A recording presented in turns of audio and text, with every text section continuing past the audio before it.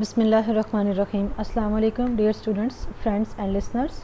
आज हम डिस्कस करेंगे deductive and inductive theories of politics.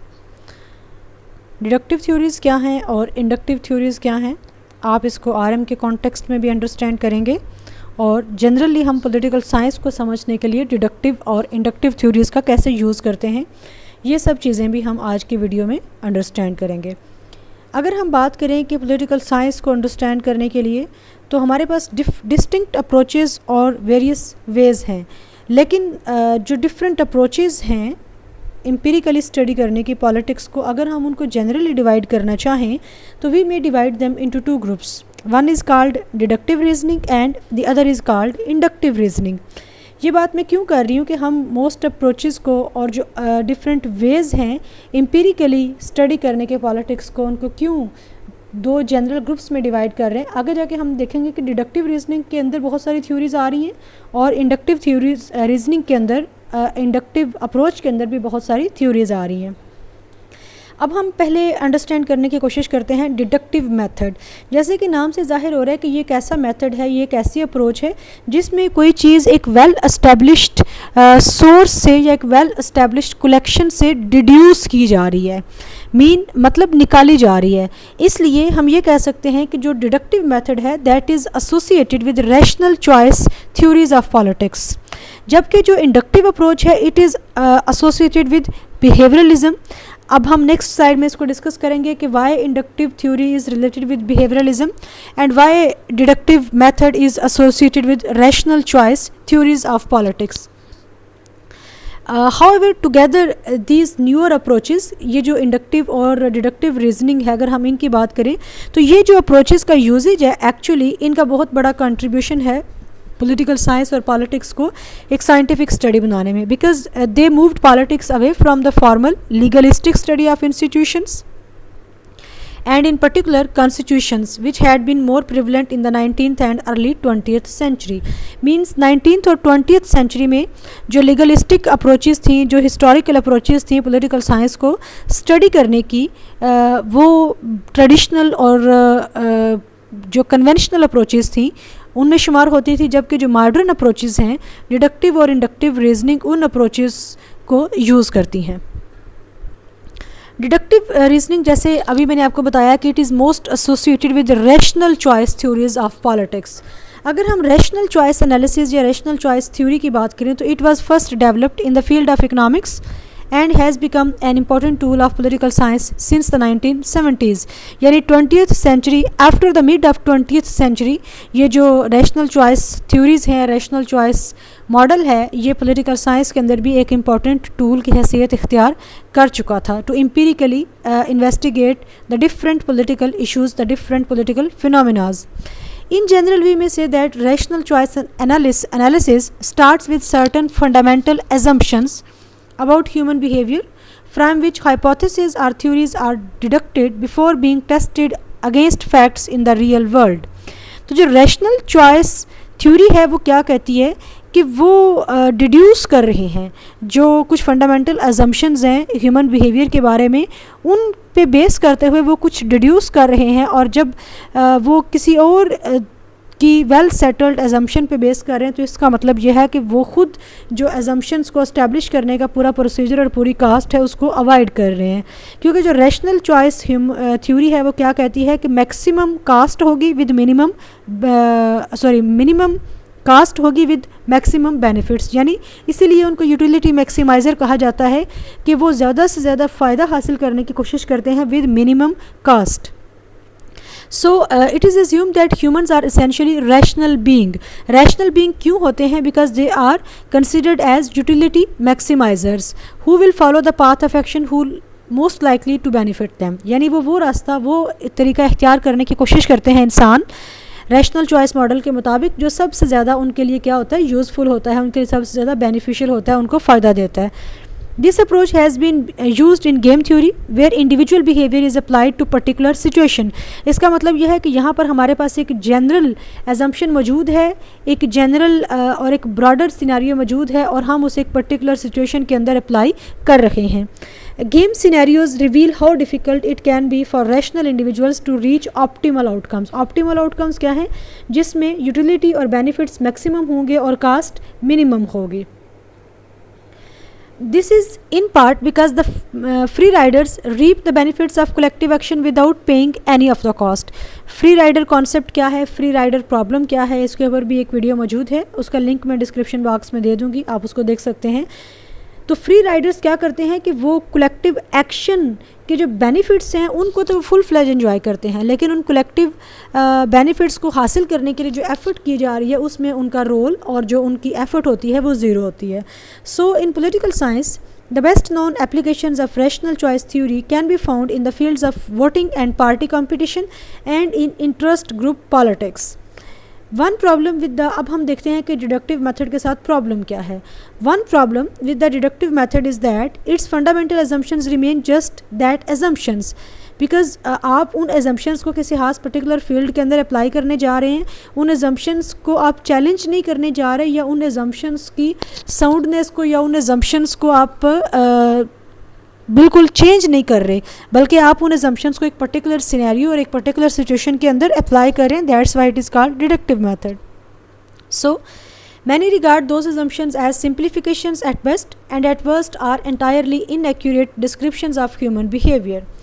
Moreover, rational choice theory has generated a large number of hypotheses about various aspects of the political process, but it is short on empirical tests of those hypotheses. क्यों? क्योंकि यहाँ पर हम एक जो well established theory है अपना hypothesis उसके ऊपर बेस कर रहे हैं.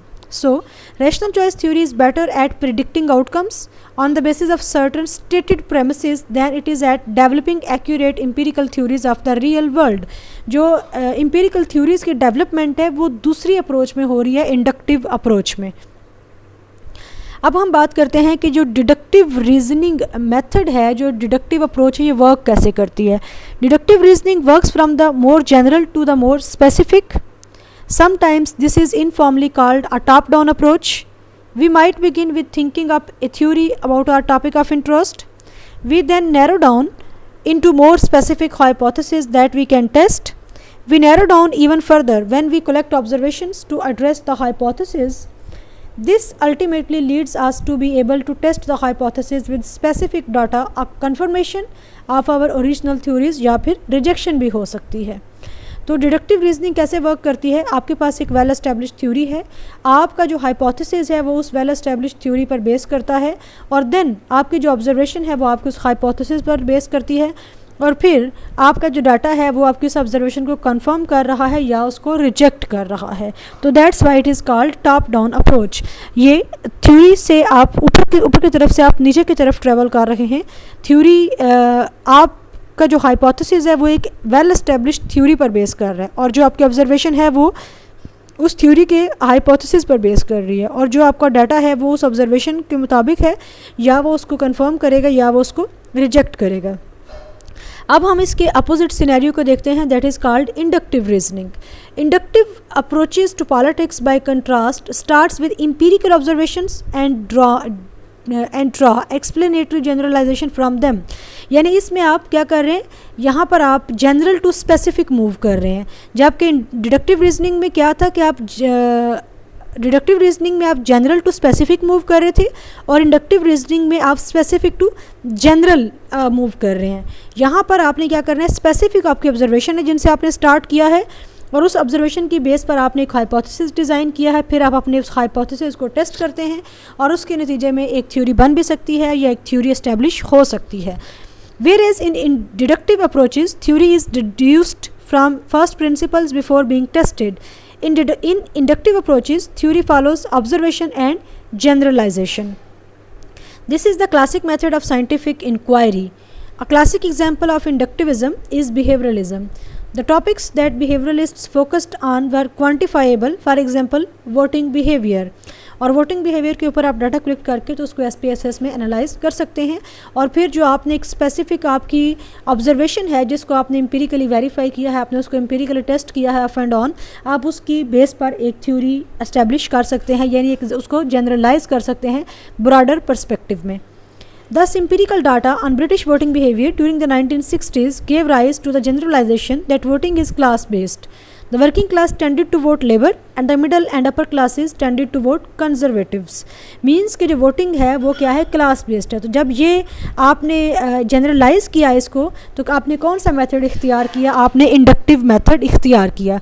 लेकिन अगर आप एक established theory for example ब्रादरीज़म है या कोई और theory है, आप उसको एक particular district के अंदर analyze करते हो तो फिर आप कौन सा method use करते, फिर आपकी जो study थी वो deductive reasoning होती ना कि inductive reasoning होती.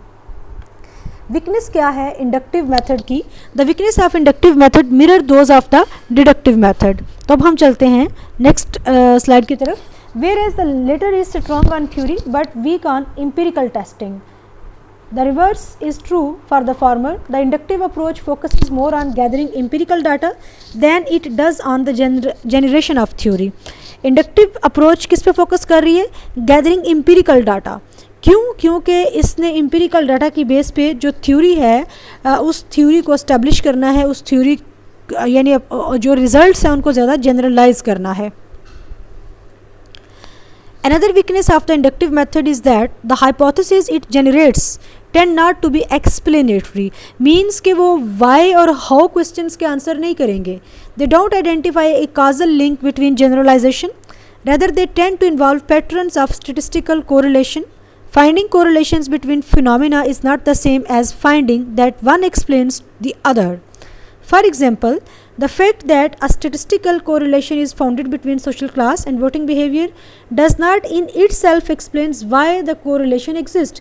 यानी जो लोअर क्लास है उन्होंने लेबर क्लास को ही क्यों वोट दिया, जो अपर और मिडिल क्लास है उन्होंने कंजर्वेटिव जो पॉलिटिकल पार्टीज़ हैं उनको ही क्यों वोट दिया. तो इस क्यों को ये जो इंडक्टिव रिजल्ट्स हैं ये उसको जस्टिफाई नहीं करते.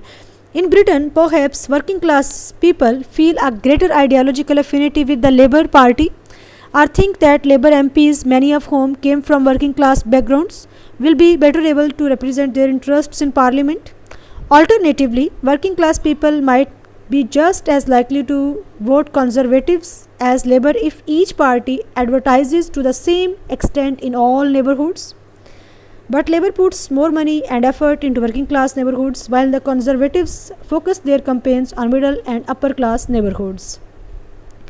जो इंडक्टिव रीजनिंग है वो कैसे ट्रेवल करती है, कैसे मूव करती है? इट मूव्स फ्रॉम ऑब्जर्वेशन यानी स्पेसिफिक ऑब्जर्वेशन से ब्रॉडर जनरलाइजेशन और थ्योरीज की तरफ चलती है. इसीलिए इसको टॉप डाउन अप्रोच के बजाय बॉटम अप अप्रोच भी कहते हैं.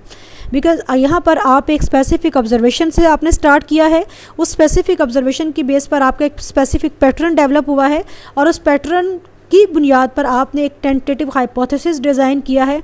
और जब आप उस टेंटेटिव हाइपोथेसिस को एम्पिरिकली वेरीफाई करते हैं, उसको इन्वेस्टिगेट करते हैं, तो देन आप एक ब्रॉडर जनरलाइज करने के काबिल हो जाते हैं उन रिजल्ट्स को. जी students, that was all about inductive and deductive reasoning. हमने डिस्कस किया कि जो इंडक्टिव रीजनिंग है और जो डिडक्टिव रीजनिंग है एक्चुअली दोनों में बेसिक डिफरेंस क्या है और दोनों किस तरह से पॉलिटिकल साइंस की स्टडीज़ के लिए हेल्पफुल हैं. Thank you so much for watching. Take care. Allah Hafiz.